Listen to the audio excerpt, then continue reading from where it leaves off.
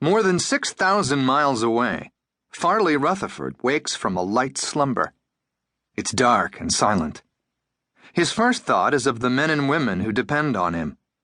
They are always his first thought, and right now they seem okay. He sits up and wonders what woke him. He can distinguish the direction of the cave's opening by the slight breeze.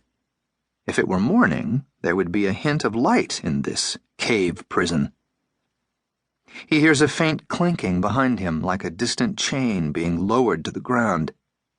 It's just loud enough to distinguish from the snores and groans of the men and women still suffering through nightmares on the dirt floor around him. The clinking stops. It's replaced by another sound, a whisper. He rises and navigates about the sleeping bodies of his team toward the sound at the rear of the cave.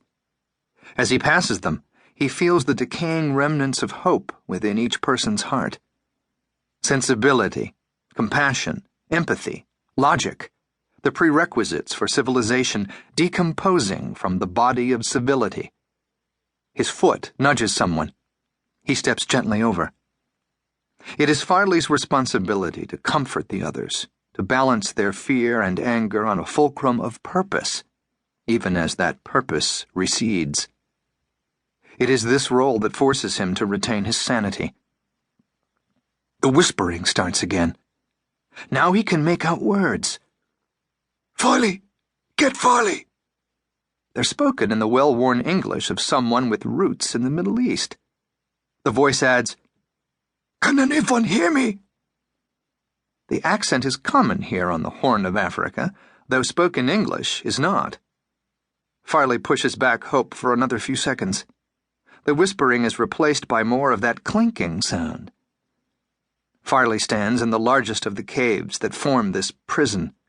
It's farthest from the opening and has the smoothest floor, providing both relative comfort and privacy from the guards. The air is dank, and the occasional breeze from the gated opening carries the stench of raw sewage. Farley now stands against a wet wall at the end of the cave. He discerns the sound, pebbles and dirt cascading from the ceiling down the rocky outcropping, clinking from rock to rock and then disappearing into a puddle.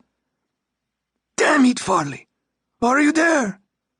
The volume of the voice surpasses a whisper. "To hear?" Farley whispers back. "They said you were dead."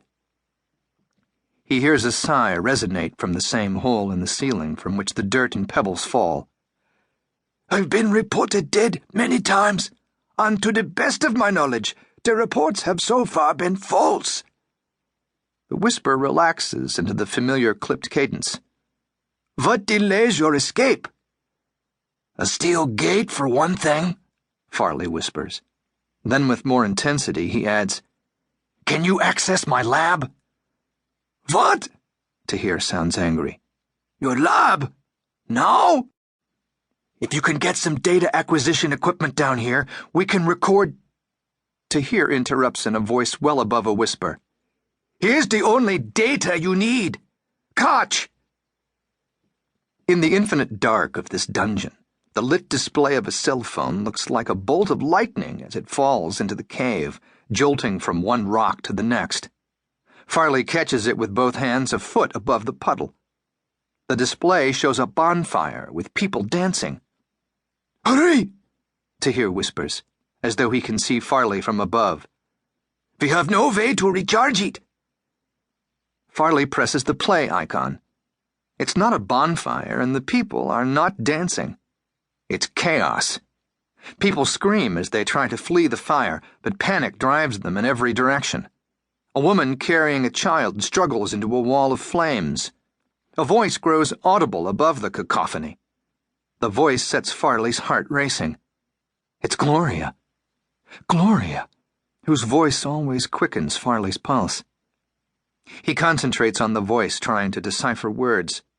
The first comes out as a gasp, unintelligible. The next are clear.